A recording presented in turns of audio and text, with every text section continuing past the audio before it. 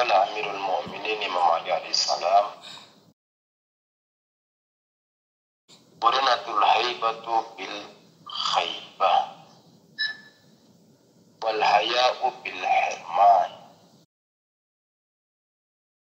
wal fursatu tamurru markas sahab fantahizu furasal khair.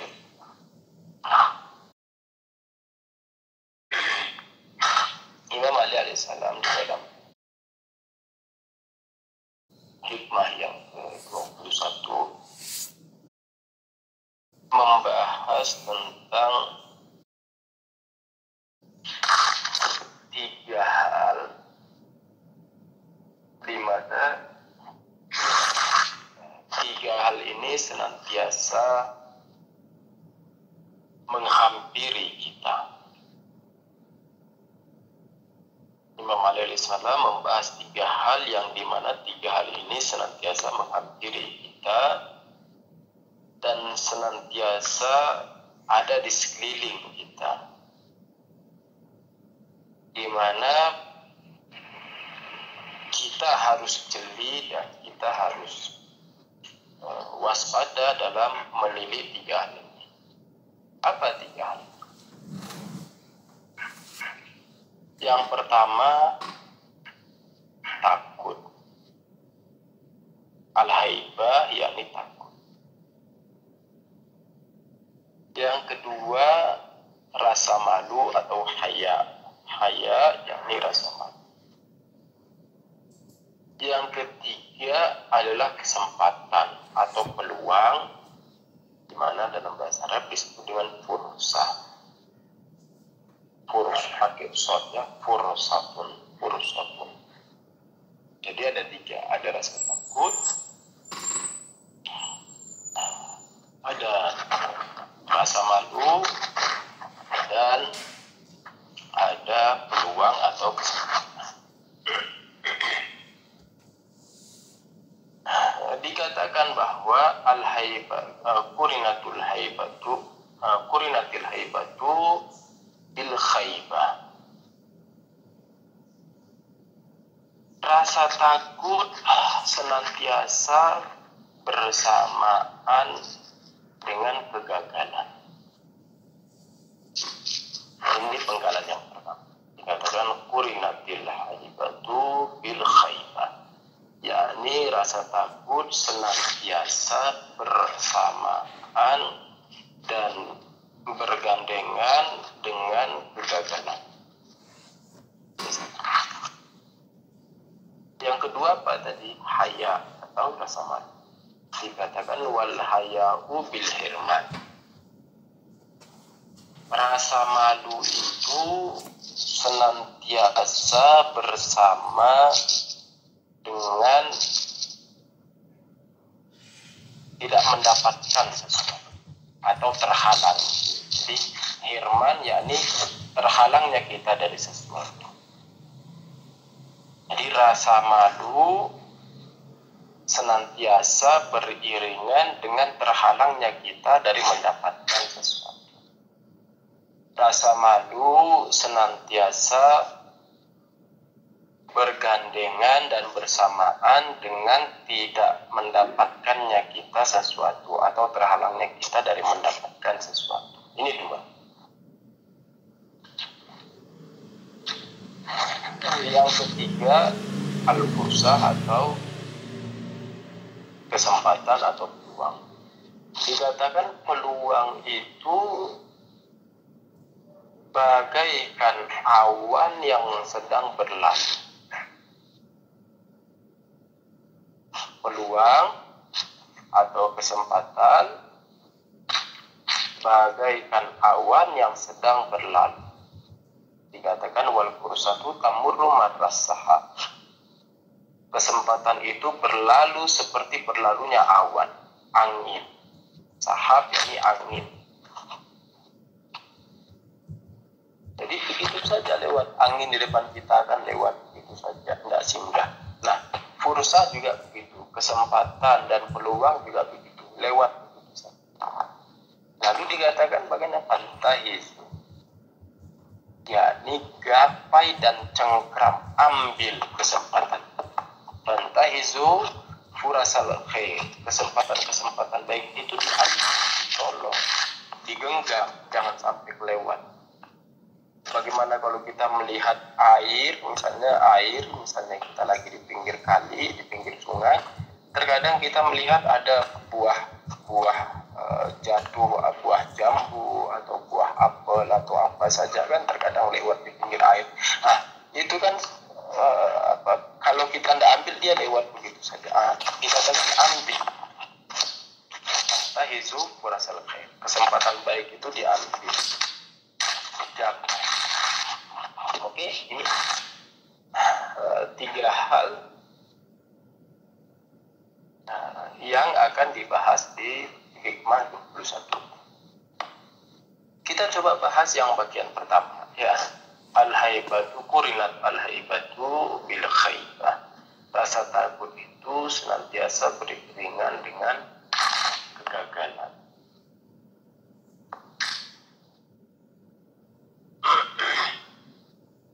Dalam bahasa Arab ada beberapa kata yang dipakai di mana bermakna rasa takut.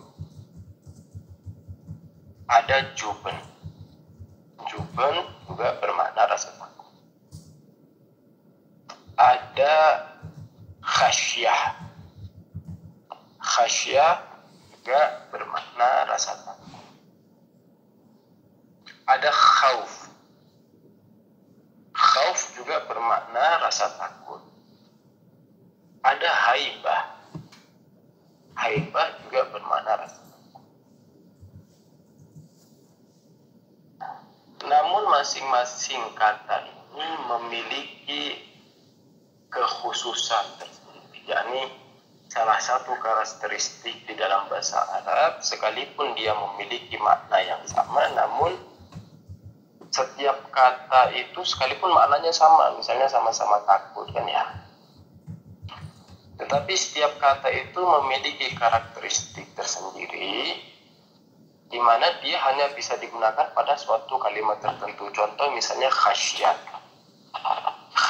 itu sekalipun dia bermakna rasa takut, namun dia hanya bisa digunakan untuk penggunaan rasa takut kepada Allah Ta'ala. Makanya saya di dalam Al-Quranul Karim kita membaca innama yakhshallaha min ibadihi al-ulama'u. Di yakhsha dari kata khasya yakhsha, masdarnya khasyah. Nah, dia digunakan untuk Tuhan saja. Jadi yang dikatakan innama yakhshallaha min ibadihi al-ulama, dan ini sesungguhnya yang takut kepada Allah dari hamba-hambanya adalah para ulama saja. Hanya para ulama saja dari hamba-hamba Tuhan yang takut kepada Allah Ta'ala. Nah, khasyat itu dipakai kepada Allah Ta'ala. Jadi nggak dipakai misalnya akhsha min Yusuf misalnya, atau akhsha misalnya Aliyan, aku takut kepada Ali. Khasyat itu hanya dipakai untuk takut kepada Allah. Ada juga khauf. Nah, khauf ini bersifat lebih umum. Dia bersifat lebih umum, bisa dipakai ke makhluk, bisa dipakai ke benda, bisa dipakai ke hewan. Misalnya kita mengatakan aku takut kepada anjing, atau misalnya aku takut kepada singa. Misalnya kita katakan aku takut kepada singa, dalam bahasanya khiftu min asadin. Ya, aku takut kepada singa. Jadi umum bisa dipakai. Nah, ada lagi haibah. Haibah ini juga rasa takut. Namun rasa takut yang timbul dikarenakan istilahnya dikarenakan wibawa dan dikarenakan istilahnya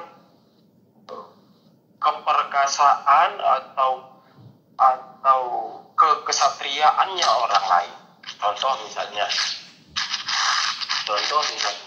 Pak Widodo, orang yang sangat berwibawa, orang yang sangat dihormati, orang yang sangat satria, pendekat, memiliki kewibawaan, memiliki istilahnya kalau kita melihat itu seperti apa sih ya, semacam memiliki aura. Nah, dikatakan itu ketika misalnya kita takut, dikatakan itu haibat. Itu disebut dengan ibadah. Misalnya dikatakan hibatu min Pak Dodo. Yakni aku takut dari Pak Dodo, tapi takutnya itu bukan karena yang lain, bukan melainkan karena Pak Widodo itu memiliki jiwa kekesatriaan, istilahnya kewibawaan, memiliki suatu kebesaran. Ini disebut haibah. Dikatakan kurinat al-haibatu bil khaibah. Dikatakan rasa takut yang seperti ini. Rasa takut yang mana? Yakni rasa takut yang dikarenakan kewibawaan dan kebesaran dari orang yang di depan. Nah, dikatakan rasa takut yang seperti ini selalu beserta dan bergandengan dengan sebenarnya tidak semua rasa takut itu buruk. Ini satu kata kunci ya. Ini satu kata kunci yang perlu dipegang teguh. Buat tidak semua rasa takut itu buruk.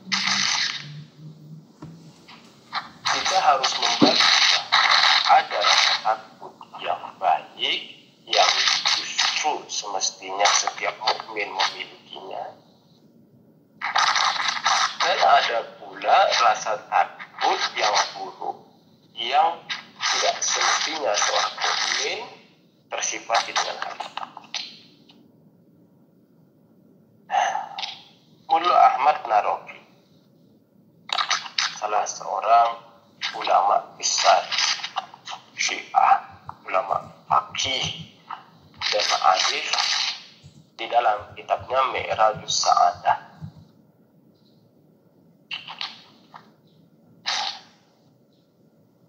di situ beliau membagi rasa takut itu ada dua.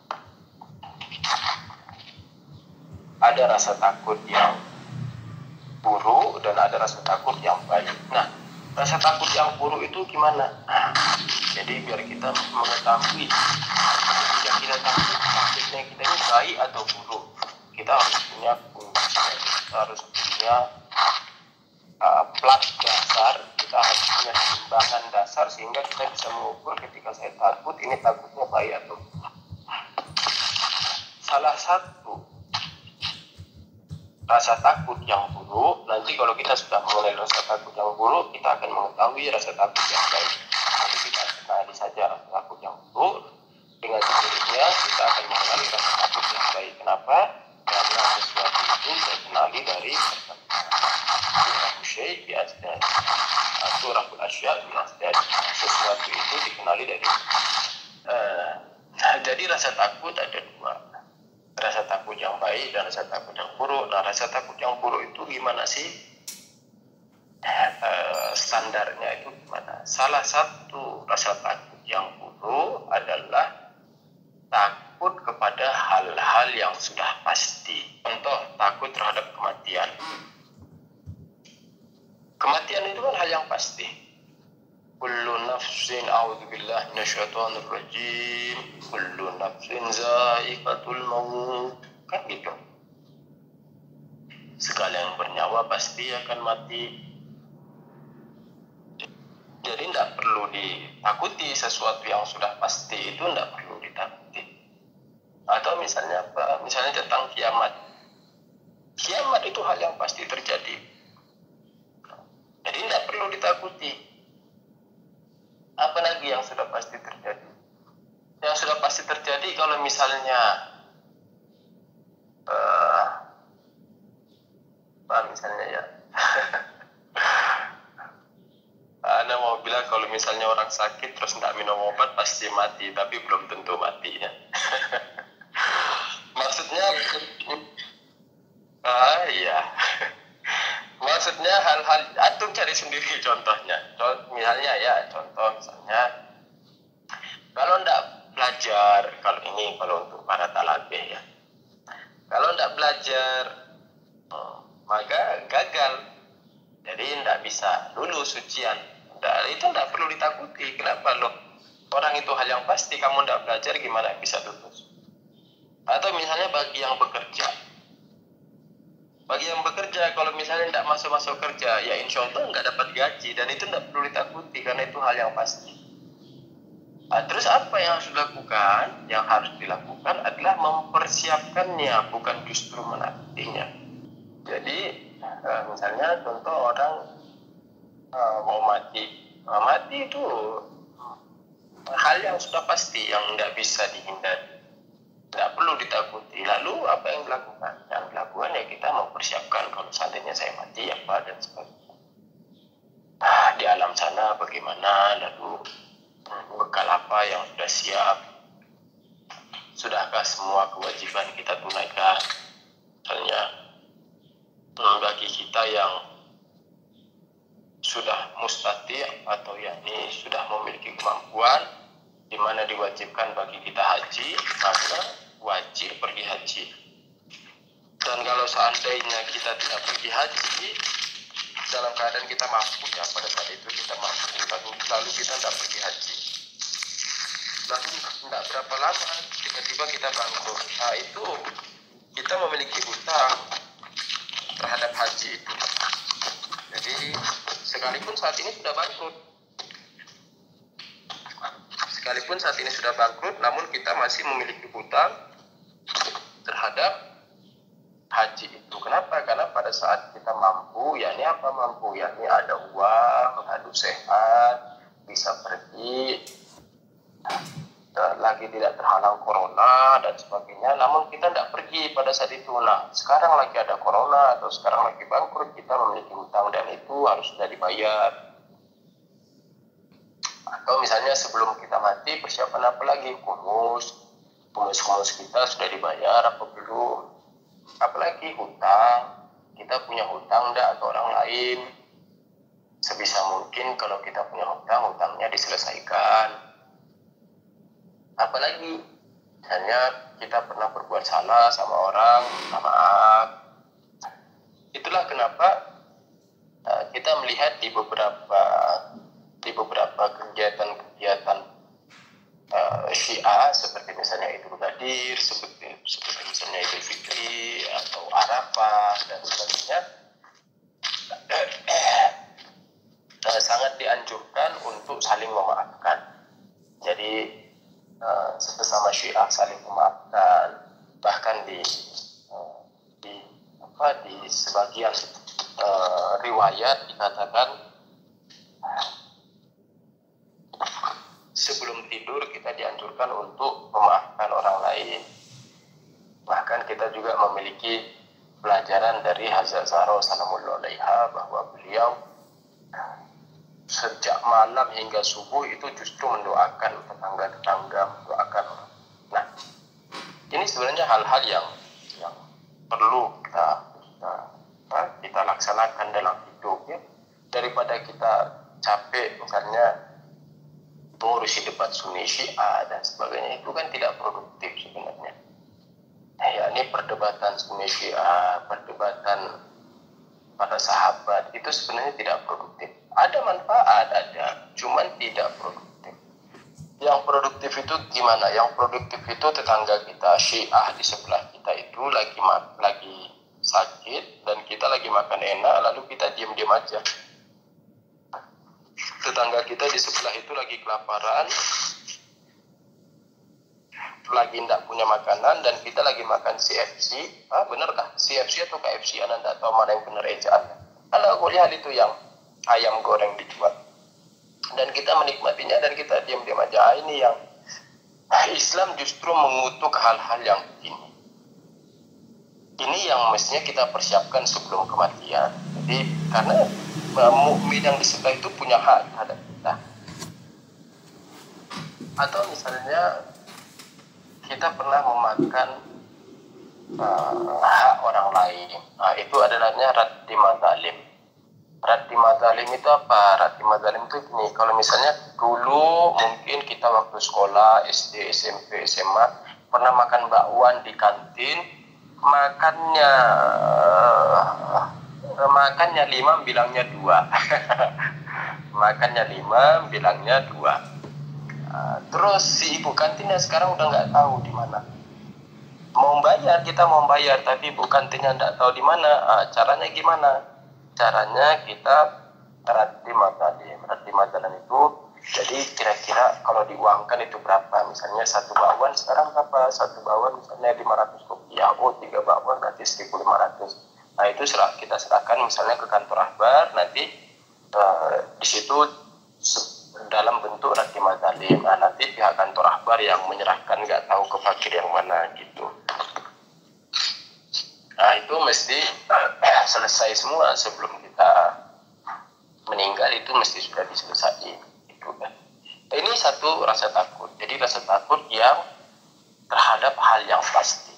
Dan ini buruk. Jadi tidak perlu ditakuti. Justru kalau seorang mukmin takut terhadap hal-hal yang begini, itu buruk. Salah satu hadis ini dari Imam Ridho alaihissalam dikatakan hadis silsilatul zahab, yakni hadis rantai emas. Istilah hadisnya itu hadis rantai emas, yakni hadisnya itu sangat kuat dan pure, yakni hadis yang sangat asli.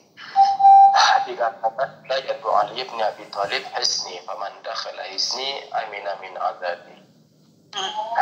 Ya, Ali bin Abi Thalib alaihissalam adalah bentengnya Allah, dan siapa saja yang masuk ke dalam benteng Allah akan aman dari azabnya Allah.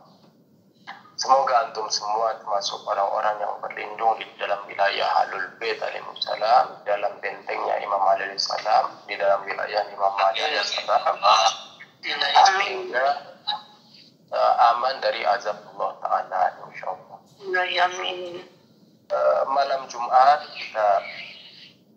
kita doakan para saudara-saudara kita, mukmin, mukminin, mukminat, muslimin, muslimat, bapak, ibu, adik, keluarga kita, guru kita, marhum Ustaz Hasan Abu Ammar rahimahullah, marhum Kang Jalal, marhum Ustaz Mustafi, marhum Ustaz Toha Musawwa, marhum Ustaz Rusdi. Semoga Allah merahmati mereka semua dan kita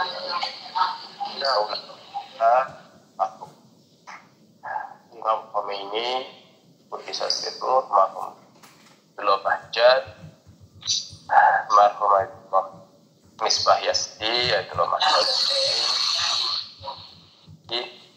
Ayatullah Qasita Batabai, dan begitu juga yang masih hidup, khususnya Rahbar Muazzam. Semoga Allah menjaga beliau. Dan untuk kezuhuran Imam Zaman Abdullah Farjo Syarif, kita kirimkan Al-Fatihah ma'as-salawat. Allah sakhiri bila taufiq wal hidayah. Assalamualaikum warahmatullahi wabarakatuh.